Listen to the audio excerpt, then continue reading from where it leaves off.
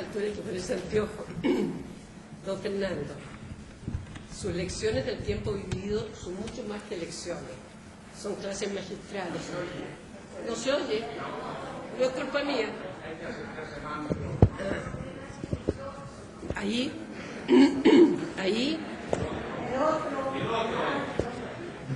ahí.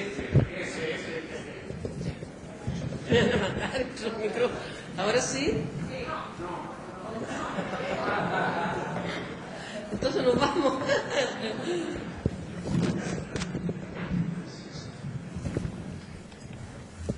¿Ya? ¿Ahora sí? Sí. Bueno, empiezo de nuevo. Don Fernando, sus lecciones del tiempo vivido son mucho más que lecciones. Son clases magistrales en realidad. A mí, que no soy arquitecto ni urbanista, que solo he vivido tratando de construir pequeñas casitas con las palabras, su libro me ha abierto un mundo nuevo.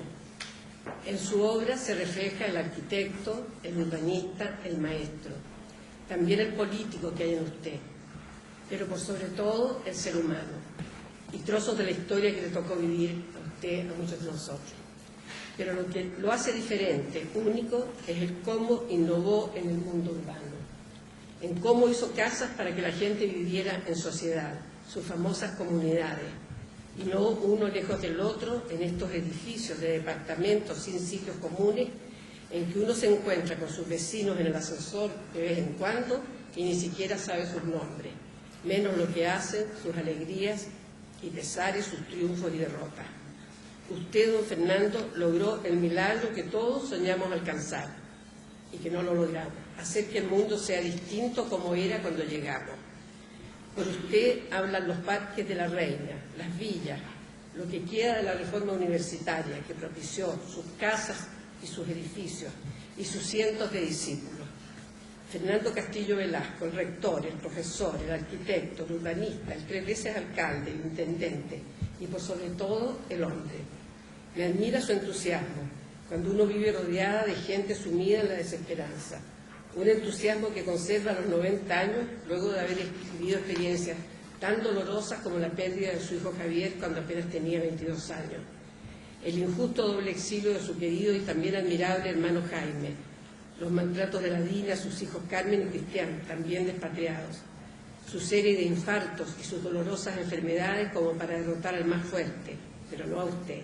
Y pese a todo, tiene la extraordinaria sencillez para reconocer que ha tenido una vida privilegiada. Me impresionan su gran inteligencia, su capacidad creativa, pero por sobre todo su exultante entusiasmo y su profunda bondad. En la introducción de su libro se autodefine activo, apasionado, aventurero. Dice, sin esa modestia mentirosa a la que estamos acostumbrados, creo haber aprendido en un grado mayor que otros arquitectos a realizar el proyecto con el habitante de la casa o departamento, o con el industrial y el comerciante que se establecían en un lugar concreto, o con los profesores y estudiantes de la universidad o el colegio, o con los jugadores y espectadores del estadio. También con los ingenieros, arquitectos y técnicos con los que he compartido tareas en la creación de una obra. Con aquellos que pasarán su tiempo, trabajarán, cocinarán o harán el amor en el espacio concreto que juntos diseñamos y construimos. Eso no es construir, don Fernando, eso es crear. Usted vive en los ladrillos, las maderas, los vidrios, el barro de esas 1.600 casas de la Villa La Reina, tal vez su proyecto más querido. Ahí la gente más modesta, pobladores marginales, construyó sus hogares con sus propias manos los fines de semana bajo su dirección.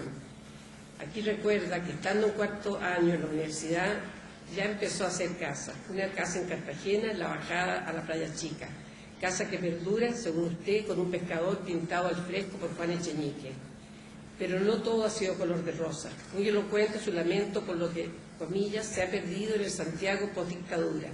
Con pasión usted escribe, no se debe segmentar la ciudad con comunas de primera, de segunda, de tercera y de cuarta categoría. Como buen ejemplo está La Reina, mezcla de pobladores pobres y de pobladores prósperos, de seres humanos, dice llanamente. Ese entusiasmo y fascinación suya son lo que más me impresionaron.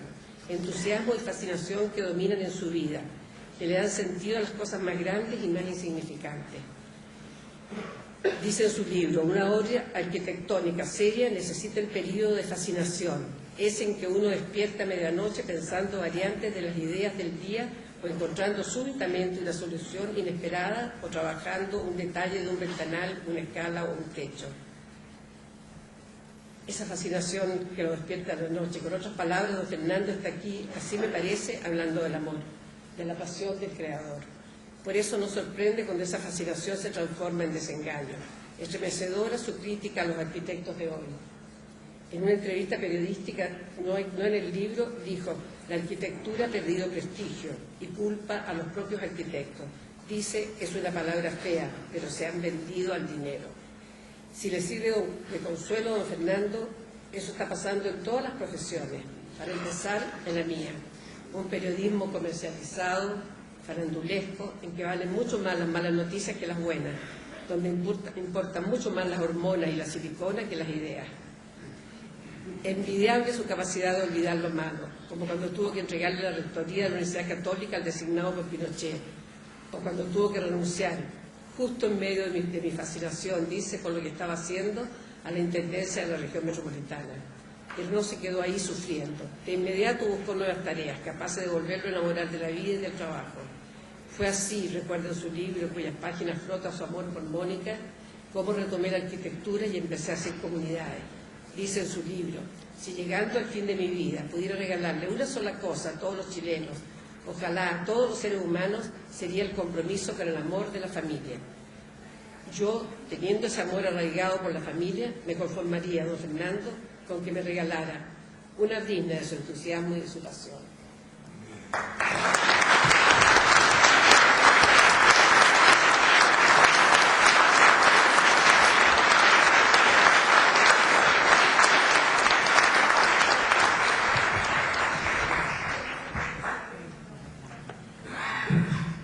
Muchas gracias, Raquel. Voy a dejar con la palabra entonces a Juan Gabriel.